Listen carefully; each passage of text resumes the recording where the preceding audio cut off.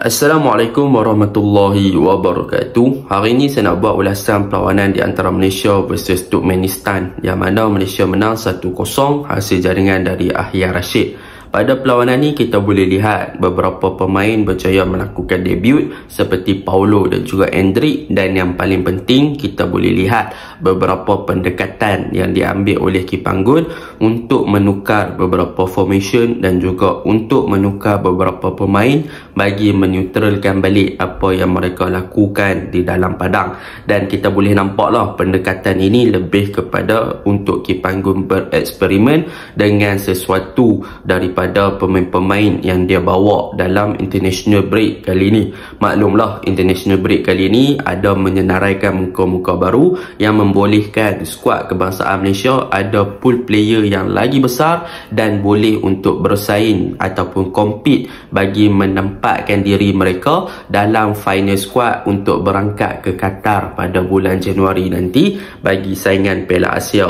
So ini adalah masa yang sangat sesuai untuk Kipanggun melakukan eksperimen dan juga melakukan perubahan formation yang dia inginkan untuk mendapatkan pemain-pemain yang terbaik untuk dibawa bagi mengharungi Piala Asia pada tahun akan datang. So itu adalah cara yang terbaik lah untuk Kipanggun mengenal pasti dan juga untuk menganalisis apakah formation dan juga player yang sesuai dengan taktikal beliau. Jadi tanpa membuang masa, mari kita masuk ke dalam ulasan perlawanan. Untuk ulasan perlawanan kali ini saya akan mulakan dengan pasukan Malaysia lah, perkara yang positif dan juga perkara yang negatif. Cumanya saya akan mulakan dengan apakah perkara yang positif dalam skuad kebangsaan Malaysia pada kali ini. Yang pertama, perkara yang positif yang kita boleh nampak pada perlawanan ni, Kipanggun cuba untuk bermain dengan formation di awal ataupun di atas kertas adalah dengan 4-3-3. Tetapi sebaliknya, apabila pasukan Malaysia melakukan build up ataupun dalam in position, pasukan Malaysia tidaklah berada dalam struktur 4-3-3. Cuma pada asasnya dia masih lagi 4-3-3, tetapi pasukan Malaysia melakukan formation 4-3-3 yang lebih fleksibel dengan bermain dalam fasa build up dengan menggunakan back 3, iaitu Matt Davis, Dion Kus dan juga Dominic Tan akan stay di bahagian bawah dan mereka akan terlibat dengan fasa build up daripada bawah dengan menggunakan ataupun mereka lah yang akan progress the ball from the back untuk membawa bola lebih ke bahagian hadapan. Dan dalam pada masa yang sama, Koh Beng Ong akan naik lebih tinggi untuk cover bahagian wide area untuk pasukan kebangsaan Malaysia, dan Ahyar Rashid yang bermain di bahagian kiri akan lebih masuk ke bahagian half space untuk membantu Darren Lock. So benda tu akan menyebabkan Malaysia bermain dalam formation 2 striker dan Koh Beng Ong akan cover tempat Ahyar Rashid, manakala Dom akan cover tempat di bahagian kiri untuk memastikan yang bahagian Koh Beng Ong tak terlalu terekspos atau terdedah sekiranya pasukan Turkmenistan nak melakukan counter attack. So daripada formation tersebut, apa yang kita boleh nampak perkara positif side-nya adalah Koh Beng Ong lah, yang mana untuk game ni kalau tanya saya, man of the match mestilah Koh Beng Ong. Sebab apa? Sebab waktu first half kita boleh nampak bagaimana Koh Beng Ong beraksi dengan sangat ofensif untuk memastikan yang bahagian kiri pasukan Malaysia hidup, dan dia boleh cover dan juga supply dengan memberi support kepada bahagian hadapan dengan sangat-sangat rancak lah kepada Ahyar Rashid, dan juga pembinaan build up bersama dengan Paulo Joshua ataupun Endrick Dos Santos di bahagian kiri. So that is a good thing lah tentang Koh Beng Ong waktu first half. Dan di second half, sekali lagi pemain yang berjaya menarik minat saya adalah Koh Beng Ong, yang mana kalau kita lihat di second half, Koh Beng Ong pula yang lebih more to defensif, yang mana dia naik tak terlalu tinggi tetapi dia more to stay in his position dan juga lebih memberi covering kepada bahagian defense, sebab waktu tu Turkmenistan banyak attack di belah kiri pasukan Malaysia. Dan sekali lagi Koh Beng Ong menunjukkan satu performance yang baik in term of defending. Waktu first half, Koh Bee Ong tunjuk bagaimana dia boleh jadi player yang mampu untuk menyerang dan juga membantu Malaysia dalam fasa build up dengan baik di bahagian wide area di bahagian kiri. Dan di second half kita boleh nampak yang Koh Bee Ong bermain dengan lebih baik sebagai seorang pertahanan kiri. So ini membuktikan yang Koh Bee Ong adalah seorang left back yang memang master class untuk skuad kebangsaan Malaysia, yang sukar untuk digantikan. Dia boleh main menyerang, dia boleh juga untuk bermain dengan secara bertahan. So memang susah lah untuk Manistan nak masuk ke belah Koh Bee Ong waktu second half. Dan dalam masa yang sama, first half Koh Bee Ong juga berjaya untuk melakukan satu assist kepada Ahyar Rashid. Jadi itu perkara pertama yang boleh saya katakan positif side tentang skuad kebangsaan Malaysia dalam fasa build up dan juga fasa defend untuk Koh Bee Ong punya corak permainan. Manakala yang kedua adalah tentang Ahyar Rashid. Untuk game ni boleh saya katakan Ahyar Rashid juga bertindak dengan sangat cemerlang apabila beliau tidaklah bermain dengan terlalu cover up bahagian wide area, tetapi beliau lebih suka untuk masuk ke half space bagi membantu Derelok dalam fasa ketika Malaysia out of position. Bermaksud di sini dia akan masuk ke half space untuk membantu Derelok ketika Malaysia tidak mempunyai bola bagi melakukan pressing ke atas pemain-pemain pasukan Turkmenistan, dan dalam pada masa yang sama untuk membentuk dua gandingan striker bagi pasukan Malaysia boleh melakukan serangan dengan adanya Darren dan juga dengan adanya Ahyar. So kita boleh tengoklah bagaimana Ahyar menunjukkan walaupun dia kurang minit permainan bersama dengan pasukan JDT, tetapi dia boleh tetap untuk konsisten bersama dengan skuad kebangsaan Malaysia.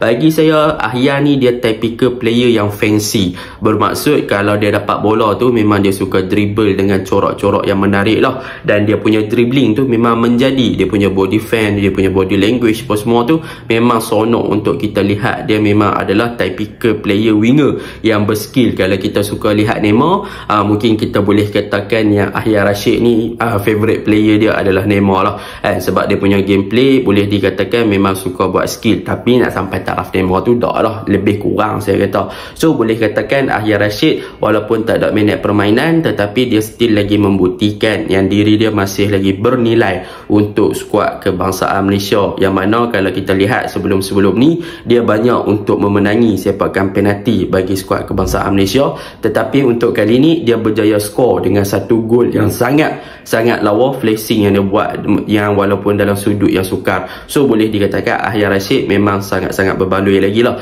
Cumanya bila tak ada minit permainan ni kita boleh nampak lah yang match fitness Ahyar agak kurang. So bila masuk minit 50, 40 lebih ataupun dah nak masuk minit 60, Ahyar dah mula untuk mengalami kepenatan dan juga injury. So benda tu kemungkinan akan menyebabkan pasukan Malaysia terpaksa untuk membuat pertukaran yang lebih awal. Itu yang kedua. Yang ketiga, kalau kita lihat dalam formation yang diguna pakai oleh Kipanggun pada perlawanan ni, Kipanggun sebenarnya bermain dalam 4-3-3 yang sangat fleksibel. Cumanya apa yang menariknya, Kipanggun meletakkan dua attacking midfielder bermaksud double 10, iaitu Endrick dan juga Paulo Joshua diletakkan sebagai pemain nombor 10 untuk cover up bahagian attacking minded. Cumanya apa yang boleh saya katakan, walaupun kedua-dua player ni bermain sebagai double 10, tetapi apa yang diharapkan oleh saya lah, mereka berdua ni masih lagi belum berjaya buktikan dengan hantaran-hantaran ataupun gerakan-gerakan yang kreatif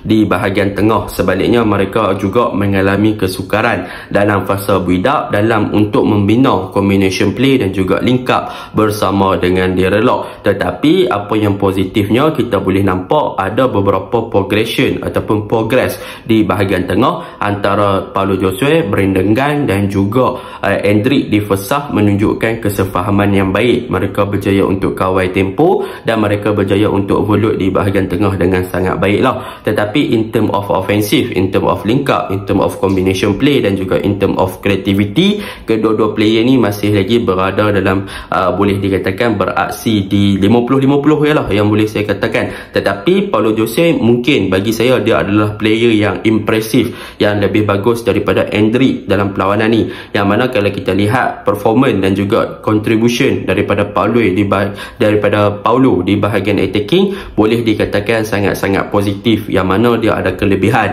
daripada melakukan long shooting range, dia berjaya melakukan percubaan luar kotak penalti dan sebagainya, dia berjaya untuk create game ada beberapa kali pasukan Malaysia create game melalui dia dan sebagainya. So bagi saya Paulo Jose dan Endrick perlu diberikan masa lagi, sebab ini adalah sistem yang kita boleh lihat yang Ki Panggun cuba terapkan dengan bermain dengan double 10, iaitu dua attacking midfielder lah. Dan dalam masa yang sama kalau kita lihat untuk game ni, antara faktor kenapa Malaysia tak boleh nak create creativity yang lebih offense ataupun lebih tinggi pada perlawanan ni adalah disebabkan salah seorang mereka terpaksa untuk turun bagi cover up bahagian tengah untuk bertahan bersama dengan Brandon Gunn. Maklumlah Brandon Gunn diletakkan sebagai defensive midfielder, kita boleh nampak yang Brandon Gunn punya interception dan juga pembacaan game bagus, tetapi untuk melakukan build up dalam fasa membantu untuk connect antara tiga midfield ni agak kurang. So mereka terpaksa turun untuk membentuk Brandon Gunn lebih deeper, sama ada Paulo atau Endrick, untuk bertahan, sebab kadang-kadang Turkmenistan dapat bola di bahagian tengah, Brandon Gunn tak ada support, so kedua-dua player ni kena drop lebih deep. Jadi apabila mereka nak melakukan transisi untuk attacking tu agak slow, yang menyebabkan ada beberapa kali gerakan Malaysia di bahagian tengah kehilangan bola. Jadi itu perkara yang ketiga lah. Perkara yang keempat, kalau boleh saya katakan untuk game ni, bahagian kanan iaitu Faisal Halim dan juga Matt Davis, combination play yang ditunjukkan oleh kedua-dua player ni juga sangat-sangat bagus lah. Yang mana kalau kita tengok game ni, Matt Davis pun beraksi dengan sangat cemerlang, Faisal Halim menunjukkan Ki Panggun pandai untuk utilize Faisal Halim dalam penggunaan di bahagian wing kanan ataupun wing kiri, yang mana kalau kita lihat ada beberapa rotation ataupun pertukaran yang dilakukan ataupun switch side yang dilakukan oleh Faisal Halim dan juga Ahyar Rashid, dan juga Faisal Halim dan juga Fayyad Zulkifli di second half. Itu adalah satu benda yang positif. Sebab apa? Sebab untuk Ki Panggun meletakkan dan juga untuk mencelarukan pihak lawan dengan penggunaan Faisal di kiri, kadang-kadang Faisal di kanan, kadang-kadang Fayyad di kiri, di kanan, Ahyar di kanan, di kiri. So benda tu akan menyebabkan pihak lawan mengalami kesukaran dalam membendung ataupun untuk mematahkan gerakan yang dilakukan oleh seorang winger yang mempunyai technical individu yang bagus seperti Faisal Halim. Dan untuk game ni memang kita boleh pujilah Faisal Halim, yang mana dia ada beberapa percubaan, tetapi sayang goalkeeper Turkmenistan tu padu. So kita tak boleh nafikanlah yang contribution diberikan oleh Faisal Halim pun bagus untuk game ni. Dan dalam masa yang sama Matt Davis pun naik buat overlap dan sebagainya pun bagus, dan dalam in term of defensive pun memang Matt Davis bagus. So boleh saya katakan memang orang kata overall bagi skuad kebangsaan Malaysia ni not bad lah. Tetapi apabila masuk second half, kita boleh nampak yang Ki Panggun membuat pertukaran, yang mana dia mengeluarkan Endrick membawa masuk Noah Line. Jadi apabila kemasukan Noah Line ni, perubahan taktikal sekali lagi berlaku, yang mana kalau kita lihat waktu first half Malaysia bermain dalam sistem double pivot, double 10, bukan double pivot, maafkan saya, iaitu Endrick dan juga Paulo bermain sebagai attacking. Tetapi apabila Endrick dikeluarkan membawa masuk Noah lebih diletakkan sebagai pemain bergandingan dengan Brandon untuk cover Brandon bagi melakukan tugas bertahan lah. So kedua-dua player ni bermain dalam sistem double pivot, meletakkan Paulo berkeseorangan sebagai attacking. Dan di second half kita boleh nampak yang bahagian serangan Malaysia lebih fleksibel dan lebih bagus lah apabila ada dua covering di bahagian tengah yang dilakukan oleh Noah dan juga Brandon, dan juga Paulo lebih fleksibel dan juga lebih free untuk bertindak dengan lebih tinggi untuk membantu bahagian serangan ketika dalam fasa build up bagi pasukan Malaysia. That is the positive side lah. Dan untuk Noah, apa yang boleh saya puji, Noah ni dia tak dapat bola yang banyak, so kita tak boleh nak kata dia bermain di bawah Bilopa. Tetapi bila dia ada touch tu, boleh saya katakan dia adalah player yang mempunyai technical bola yang bagus,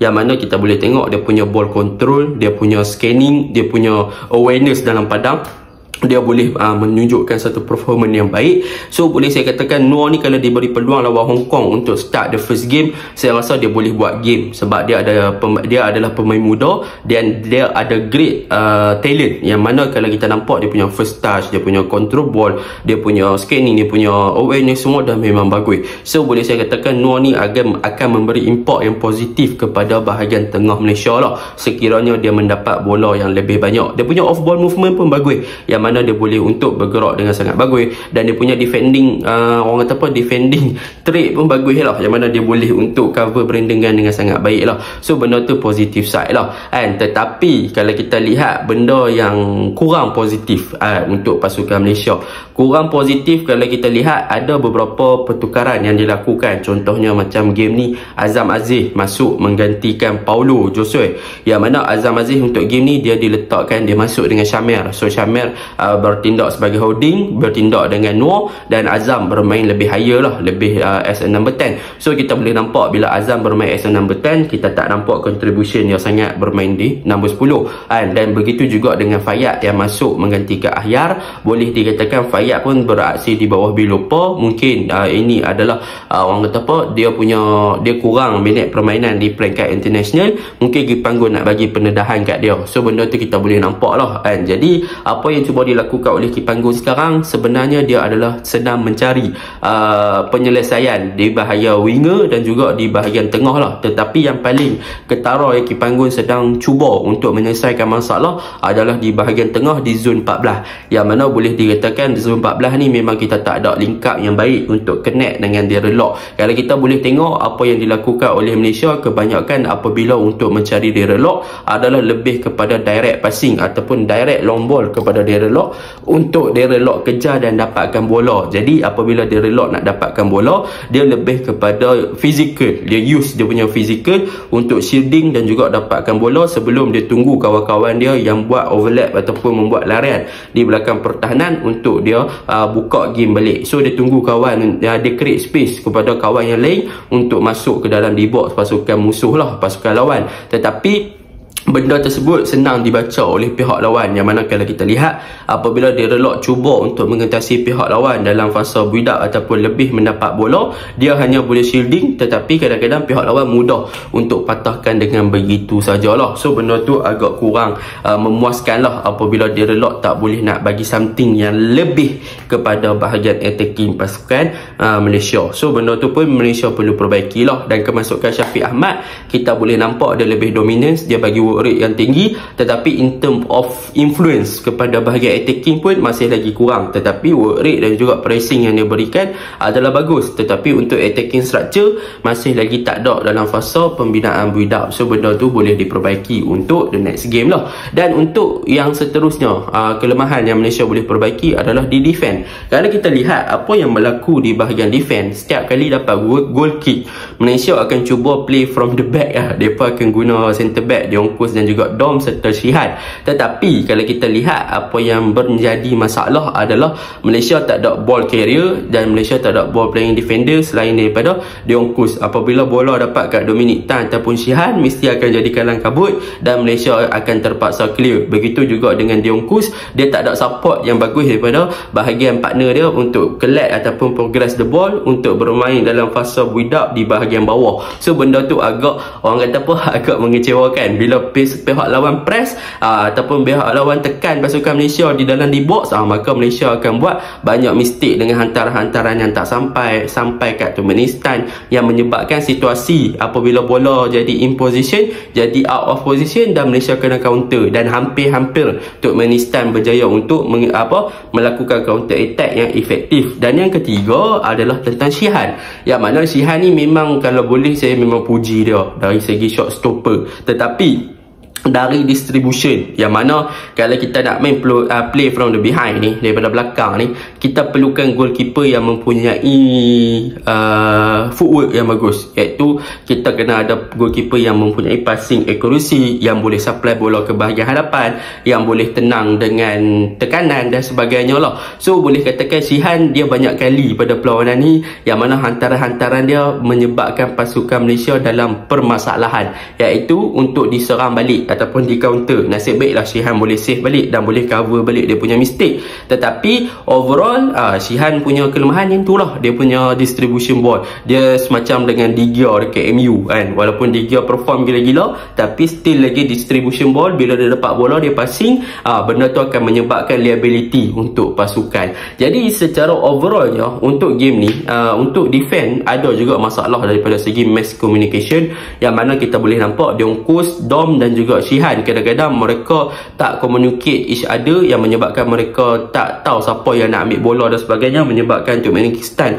berjaya attack dan rampas bola. So mereka perlu perbaiki daripada komunikasi untuk lebih bercakap dan lebih efektif, dan mereka perlu lebih berwaspada, jangan terekspos sangat, dan mereka perlu lebih aware dalam fasa build up di bahagian bawah tu, utamanya di kawasan di box. Benda tu memang sangat penting lah. Jadi secara overall untuk game ni memang benda tu lah yang Kipanggung buat, sebab dia nak bereksperimen. Dia cubalah formation di second half pun, dia lah tu dia bawa masuk Feroz bermain dengan 5-4-1 kan. So benda tu memang nampak yang Kipanggung sedang bereksperimen untuk cari player yang lebih suit dan juga sesuai dengan taktikal dia untuk dibawa ke Qatar nanti. So selagi mana boleh bereksperimen, eksperimen lah, dan dalam masa yang sama cubalah untuk collect point FIFA untuk naik ranking lebih tinggi. So benda itulah yang saya nak tengok kan.